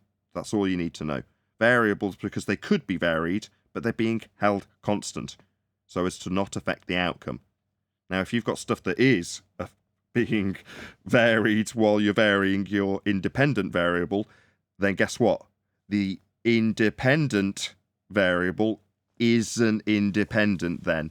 So it's not a viable hypothesis in that scenario. But you're right to quiz it in that way, because yes, you've got to be rigorous in your definition of what is going to be controlled, what is going to be varied as a result of your independent variable being varied. So I think that's kind of where they kind of go like back and forth a little bit, where they say, yes, we've proven this, or we have a bunch of evidence that shows this, but they still kind of leave the door open saying it's possible that this could be wrong in the future, shown. Well, that's because of new semantics. information. There's semantics, because evidence is proof. And that, well, I think, that's kind of my point, is that they try to play this semantic argument with this, saying that science doesn't prove things. I think I know where he's going. In the past, things were called science. Later, they were shown not to be. So they're using what history shows as people thinking this was the cause of something, and then later, oh no, we were wrong. But it was done within a lab coat type of a thing. And what Nathan is saying, which is true, is that if it was ever, meaning the scientific method applied properly in the first place, they could never have another. It would never change. And so they're using all of the phony science that's been discovered to be phony science, pseudoscience, and they're saying, see, science doesn't prove things. No, Exactly. If it was done properly with the scientific method, with a EV, IV, CV, and everything, and rigorous experimentation, it's done. It's over. Exactly. Upon the exposure of their pseudoscience claim, they throw the actual scientific method under the bus. But with that, I'm going to say a huge, massive, enormous thank you, first and foremost, to both Discord and G+ panels for making today's live show possible. If you are watching this on either Nathan Oakley 1980 or Nathan Oakley premiering streams, then stay tuned, as there will be an after show to follow. Unfortunately, though, if you are watching this live, this is where we bid you farewell. So another massive thank you to all of you tuned in. Smash the super chat, liked, commented, shared, subscribed, hit the PayPal link, and joined as a Nathan Oakley 1980 channel member. I've been Nathan Oakley. Stay tuned if you're watching on a premiering stream, and I will see you all in the next video.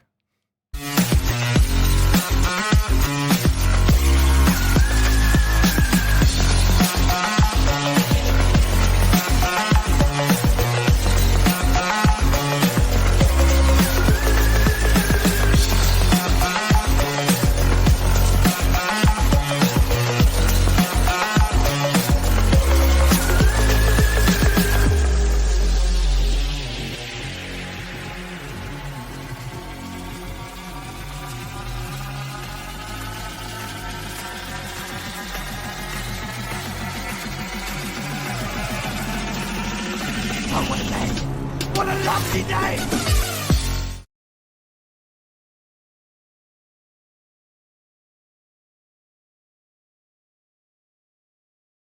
But meanwhile, chocolate, if it was the other way around and science could prove the globe, boy, they'd be sticking on that. Too bad whether the Earth is a globe or not isn't even a scientific question, but let's ignore that.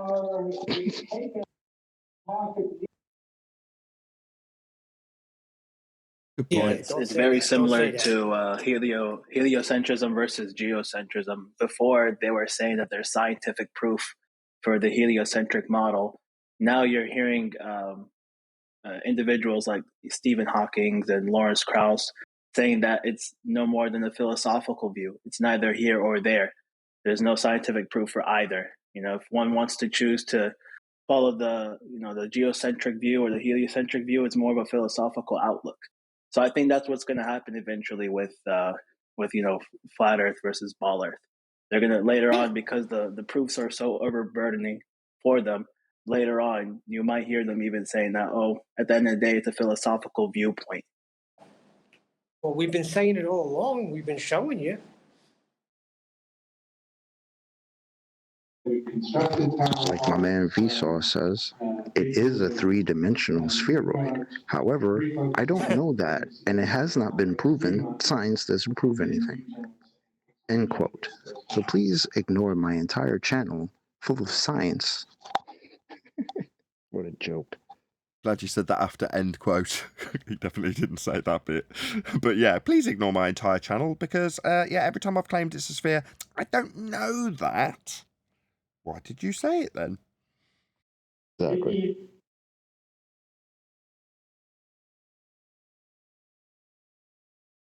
And then you have Neil deGrasse Tyson coming out with statements that are very problematic for them. Now they're going to have to try to justify these statements and come up with new terminologies and trying to, I guess, quote unquote, sharpen the blade, trying to see if they can come around it. Whenever we bring to them objective points, such as the geometric curve and the other arguments you guys bring. I don't know if this was just speculated by you, but if it was, genius. So you're suggesting that just allow all the other paradigms out and just naturally let people segregate themselves into little factions. And the fact that one of the factions is in line with the dusty old broadcast news media that is the TV and cable networks is irrelevant because that's just where that is prevalent. The fact that potentially in, 10 years, Flat Earth is more prevalent on the up-to-date Facebook-style interactions and media distribution in that regard is also irrelevant because you happen to prefer that particular media outlet and you're part of that particular faction that you happen to segregate yourself into. No need for any corrections. It'll just work itself out, right?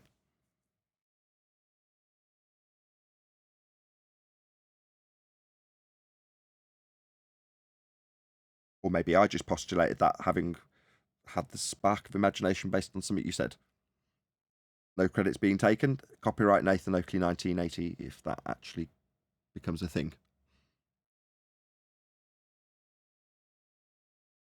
I hope you're all deep in thought after that. Yeah, it turns out that there's this magical speed.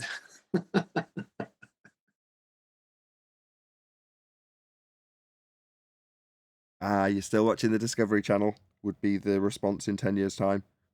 You're still on the heliocentric vibe. Oh, good for you.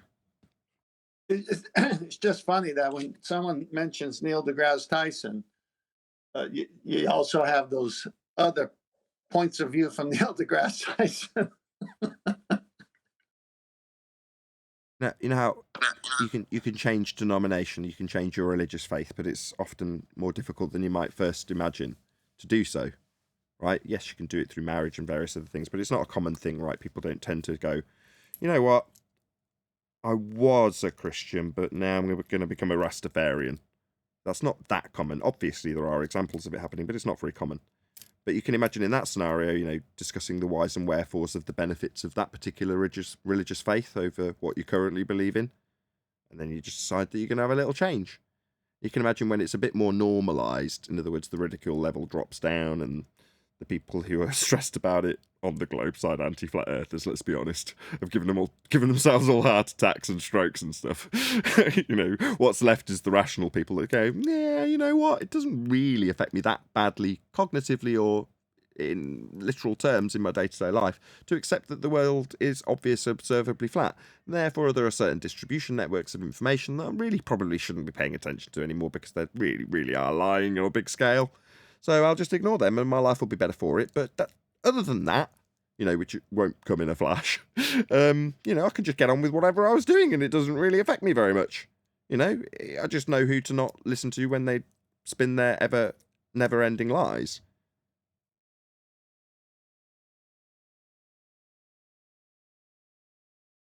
Change is interesting.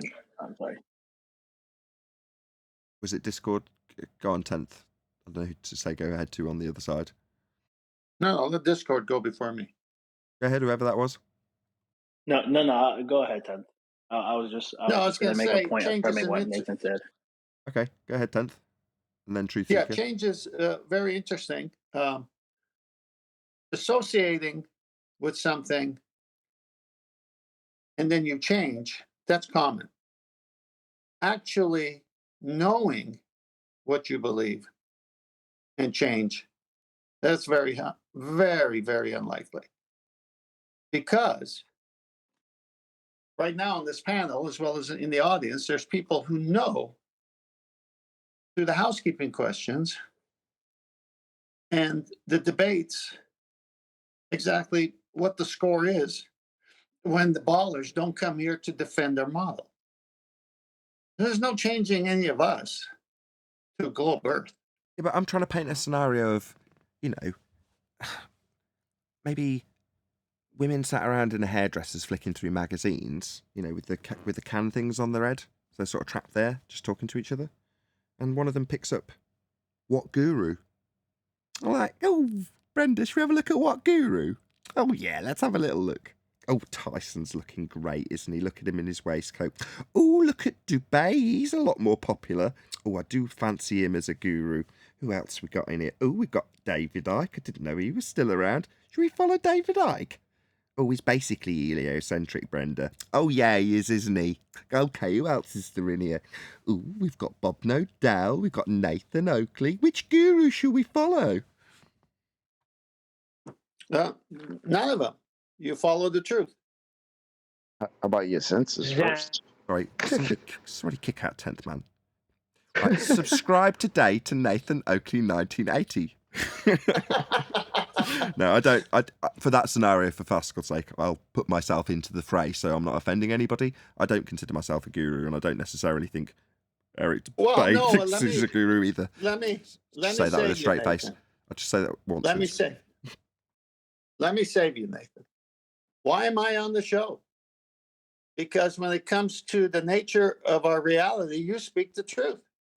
No, I think you want to take all of the virgins away from me. You want to take over this cult. No. I've got my eye on you. The all-seeing eye? Yeah, Sauron's also watching you. Yeah, well, can some of Sauron's followers from Discord jump on the show? I'm hungry. Did you see what I'm driving at? I'm trying to paint. I'm never going to get us on this vibe, I can just tell, but this is my last-ditch attempt. I'm trying to paint a picture of where it's become the case that there are different views out there. So potentially you might find that instead of the school system educating purely a Ptolemaic system, that will be the new paradigm. It's like, oh, wow, we've landed on that, have we? That's what it's going to be. No. Or, by contrast, currently heliocentric, right? Oh, so we're just having heliocentric then. By contrast, it might be the case that it's like, well, some people think the Earth is flat. Some people think the Earth is a giant banana. Some people think we live inside a sphere. Some people think we live outside a sphere. Some people think that the stars are lions. Some people think they're rocks, etc., etc. All of the different various viewpoints might eventually get put to kids in a school setting. In other words, like you might have a religious education setting where 1 week you're learning about Christianity, the next minute you're learning about Buddhism, the next minute you're learning about Judaism, and the next minute you're learning about what the Rastas do. It's just a diverse mixture of religious education because there's lots of different religions. Well, there's also lots of different philosophies in terms of the way the nature of the Earth presents itself. So therefore, it's not beyond your reach of imagination. God, let this third attempt let it land and someone else discuss it. Come on, guys, I can do it. I can will this to happen. Let it go. That is so encouraging. I'm so glad I put all that effort mentally into that. Yeah, that's fine. You can have all these different things. Still, at the end of the day, you want the truth, right? Well, I just want to be all of them at once. Yeah. You're ruining this joke. Be all of them all at once. So, speaking about jokes, did we all see Timmy Osman approaching Wits It Gets It while on his tour? No. So far, I've had somebody get in touch with me and go, when I was responding to them, actually, it was in a chat, I put a handbag up while saying this to imply the same high-pitched voice I was talking about whilst discussing fourth attempt. What Guru magazine and the normalization of all the different paradigms. It's not going to land, Nathan. Just accept it. But somebody was like, did you see Tim Osman debating with Wits It Gets It? I was like, no, I didn't. next response was, he's got really fat. I was like, oh, God, give a shit. Well, I wasn't going to bring that up because I don't care two ways whether he's fat or not. I don't really know. But what I found hilarious is apparently he still is not quite sure whether the horizon's physical or apparent. So Whitsett asked him twice that I could remember. I got to watch it again because it was kind of funny, but I was trying to go through it at work. But he asked him twice. So, Chocolate, What? is this Tim Osman, the Horizon? Timmy Osmond, the man who, as he's presenting Horizons to us as Earth Curve, didn't realize that people refer to Horizon as Earth Curve. That guy, yeah, same one. And he has the audacity? Yeah, he has the audacity. So he approached Whitsett, and they went back and forth, and what stood out to me is twice he was asked, is the horizon physical or apparent? First time, or one of the times, he responded, what does that even mean? Like, I started dying. And then the second time that I recall him asking that question, he says, oh, I'm indifferent. Oh my gosh. Yeah. Wow. So the guy who had pictures of horizons, calling it Earth Curve, who took the pictures, who had a show about it, is indifferent. Yeah. After admitting that, if you go out and you see the horizon at one day, and Whitsett asked him, well, if I go out the next day and the horizon's not in the same place, what does that mean? Is it still physical? I don't know. It's it could be atmospheric conditions. So then it's not physical then. And then he says, I'm indifferent. It's like, these people are nuts. And then had the audacity to continue on and say, oh, this flat earth thing is dividing us, and try to make it almost like a social thing. Like, oh, you guys are dividing us by being flat. Like, come on, bro. Like, it was ridiculous. And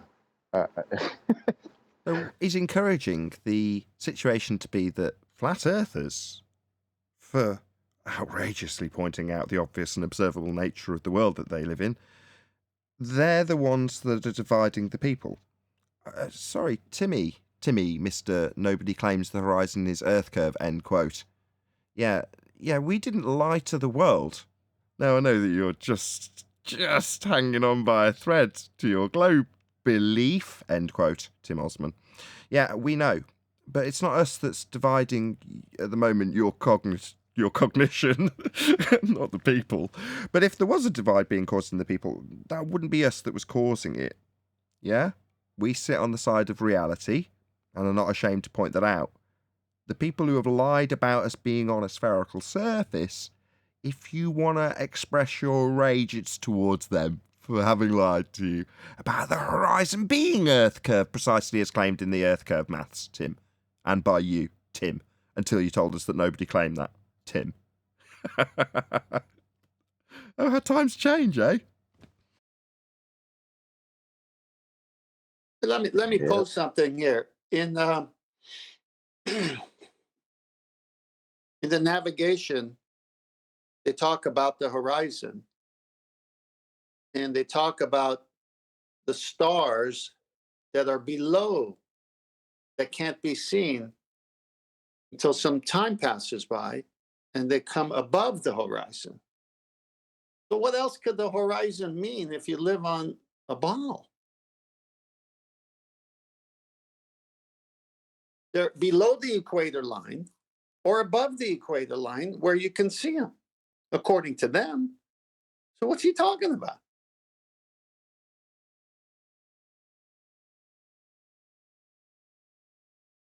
We've only got one horizon, and the horizon in the Begging the Question Proof of Nothing Perspective Hijacking Earth Curve calculator is physical and geometric. It's claimed to block boats and buildings and islands in the distance. However, we have evidence to show that the horizon is beyond the geometric limitations of an Earth sphere radius 3959. It's called the Black Swan. And when we put that to Tim Osman, who wasn't up to date with the Flat Earth debate when he heard it, with his presentation of horizons, titled This is Earth Curve, made the following statement on no less than 3 separate occasions. Nobody claims the horizon is Earth curve. Yeah, you do, if you've got a sphere belief. It's labelled Earth curve in the Earth curve calculation. It's your horizon. We've just debunked it.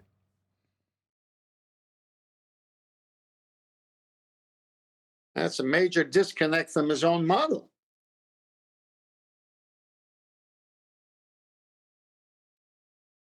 Nah, I'm indifferent. What about the pictures that you posted and called it that? The one's labelled This is Earth curve. Nobody claims the horizon is Earth curve, end quote, Tim Osman.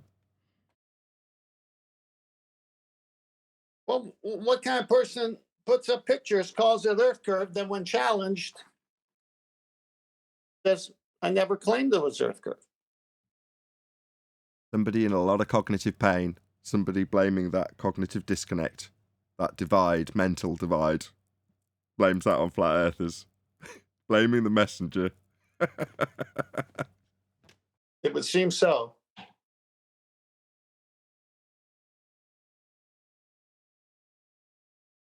But then it goes on to tell Witsit that he agrees with most of what he says, right? About like the government's lying and shit. Right? So apparently he's this big conspiracy theorist, but when it comes to flat earth, it's the one thing that he cannot accept. So NASA must be the one institution that's not lying to the people. Like, I don't understand that type of mentality. It's insane. It's the one lie that they can't admit. Like everything is a lie, even beyond reasonability. But this thing, no. All these same organizations and associations that have lied about everything else, well, they're certainly going to tell the truth about this one, because how can you lie about that? Well, Arwen, it's worse than that, because take the they out. It's he himself who posted pictures calling it Earth curve. And then when called upon it, he has to say it's not. He's lying to himself. It's pride. You should have labelled it This is Indifference.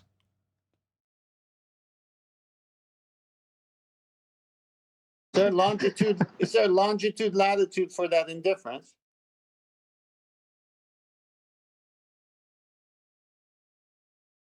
Say again. T minus 15.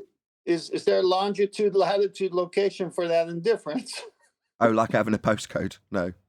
I mean, on screen now, we've got Andrew Thomas Young's depiction of how non-physical, non-geometric, non-capable of being measured, non-Earth curve his position at H is. Bent line to it, non-physical, non-geometric. I mean, he's got labelled the Al-Biruni method of derivation of the R value by assuming it is physical. He's still got that labelled in his assumption. They assume they have got a physical Earth curve edge that you can't see and only exists in the maths. The geometric horizon only exists in the maths. End quote, the rumpus. Nobody's expecting to see physical geometry. End quote, planar walk. I remember that. The geometric horizon is the horizon you would expect to see. End quote, Kosho. Nobody's claiming we'll see physical geometry. End quote, AB maths. AB science, get the name right. Although AB maths would be a lot more accurate. True. I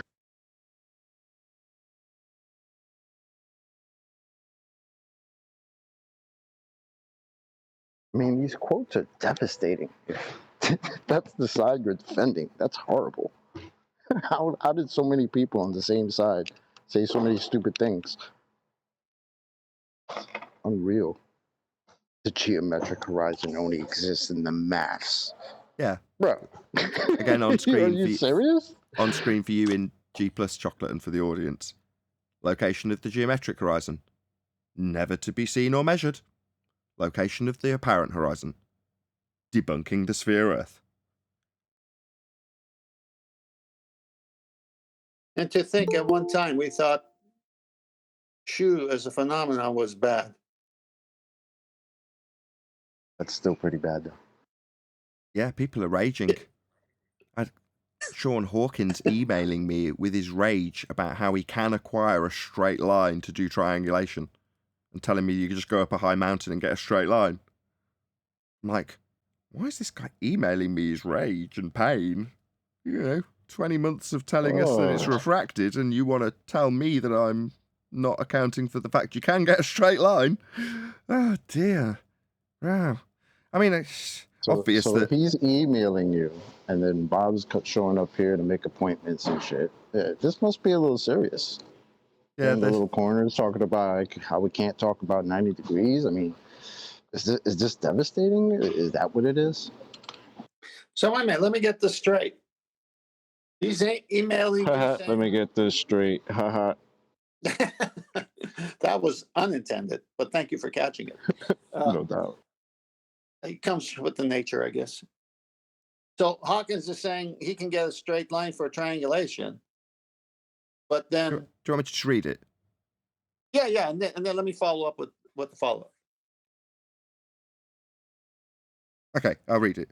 So, from Shawn Hawkins to Nathan Oakley. Flat baseline. The straight line of sight is the flat baseline, you stupid motherfucker. You can take an angle reading to Polaris on top of a mountain. You pathetically uneducated, lying sack of shit. You're a fucking clown. All right. So straight line, like Alberini used to acquire this measurement here. Just one sec. So straight line then, up a mountain. Yeah, like Alberini did, Shawn. Yeah. Black swan.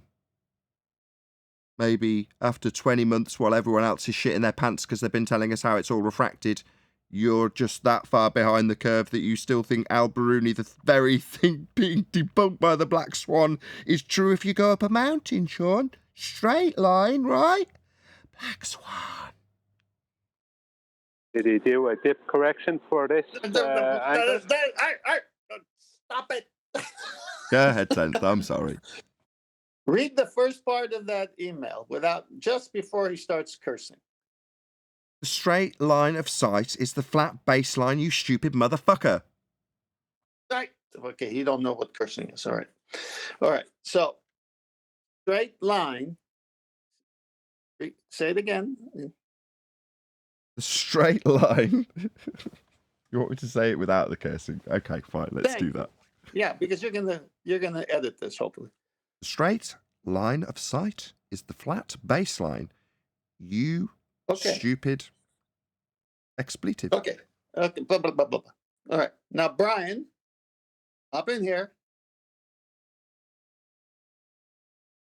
Yeah, there's a bit of background noise. I'm in the shop, but I'm here. Yeah, well, Brian jumped to it because... I'll say it if you want. Say you have to do it. You must do a dip correction. You can't just take an angle from... Why do you do a dip correction? To get a correct angle. Otherwise, your angle is not correct. It's not precise. Thank you, Brian. So if the mountain is in the sense where the observer is, Shawn, and a boat is where the navigator is, Shawn, and to get correct angles, to have correct zenith distances so that you can navigate on a flat plane, you must do your eyeball height above the ocean, what's called a dip correction, where you take it to the level of the ocean. And there's a table in the books for that, to make that flat baseline match sea level to the GP of the star. Are you telling me that your story of Alberini on the mountain, he just looked straight out and at the horizon and then do a dip correction to get a flat baseline to the horizon? Is that what you're telling me? And yeah. Nathan brought up something called the black swan that's so devastating because you've already given us the radius from the center of a presupposed Earth. And it could only be a certain distance, must be no further than based on observer height. Just lay it out in full for Shawn Hawkins, who is so dumb. After 21 months of this argument being out there, he still doesn't understand the argument. If the Earth is a sphere, Shawn, then every distance to the horizon, that's a straight line measurement to the horizon, that would be a geometric measurement to the horizon. The same one you're saying now has got a straight line to it, right, Shawn? Yeah? Every distance to that horizon can be no more than the geometry you are now claiming I'm stupid over. Yeah? No more than that geometry will allow. And the black swan's further than that, Shawn. Now, I know that you're not so stupid that you don't recognise how to parrot the rebuttal, which is refraction, but that's a bent line, Shawn. Now, I know you've been saying refraction for 20 months, Shawn. So for 20 months, even though you still don't understand the argument, that's obvious because you wouldn't now be telling me the line's straight, because that annihilates you on the score of the black swan. I just can't believe I'm having to explain it because it means your IQ is less than a cucumber sandwich.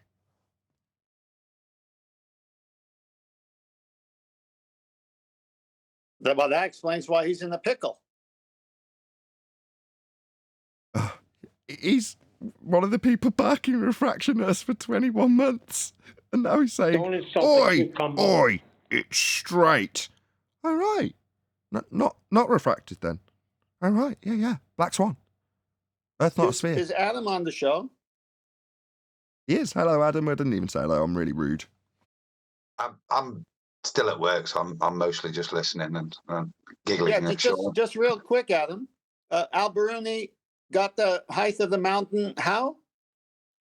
Oh yeah, with the presumption that all these measurements were taken off of a flat plane surface. And then he went up on the mountain and did what? I measured how much that surface he'd taken as straight was curving. How do you recover from that? You don't, but in the case of Shawn Hawkins, you've got to actually comprehend it first before you realise you've got to recover from it. So yeah, and don't do that to the cucumber. Give the cucumber more credit than that. Problem with not knowing your own argument is you don't know how fucked you are when you're getting fucked. Remember, Shawn Hawkins is the very guy who spent 3 days with other people laughing at you saying the water vapor was a gas. Yeah. He later, after us reiterating it in a circle jerk style like we do with everything with the globe-believing anti-flat earther fundies, well, we have to reiterate it till we're blue in the face, and then eventually his response was, well, 3 days later, I said that wasn't the case, so all's fair. Yes. Yes, like, that's right. We had to tell you for 3 straight days that water vapor's gas, with you telling us that we were idiots for saying it, and you constantly broadcasting live and on panels telling your audiences how stupid we were, to 3 days later concede how wrong you were. But to be fair, Nathan, it is Shawn Hawkins, so 3 days later is very quick for him. Most things he never catches on to. Well, Black Swan's taken him 21 months to the point where he's going to throw back in our face how straight the line he's spent 21 months claiming is refracted is. Oh, that's just so priceless. Well, I always said there's going to be some that will never get it. And not because they dumb, because they don't want to get it. They'll have to relinquish their belief in globe Earth. Yep. They can't do that. And some because they're just dumb. But with that, I'm going to say another huge, massive, enormous thank you to both Discord and G+ panels for making today's after show possible. Of course, a massive thank you to all of you in either Nathan Oakley 1980 or Nathan Oakley Premiering Streams for hopefully smashing the super chat, liking, commenting, sharing, subscribing, hitting the PayPal link, joining as a member, and all that good stuff. Also, below this video, you can get £50 for swapping your UK electricity supplier to Octopus Energy, and this is of particular note if you drive an electric vehicle. I've been Nathan Oakley, and I will see you all in the next video.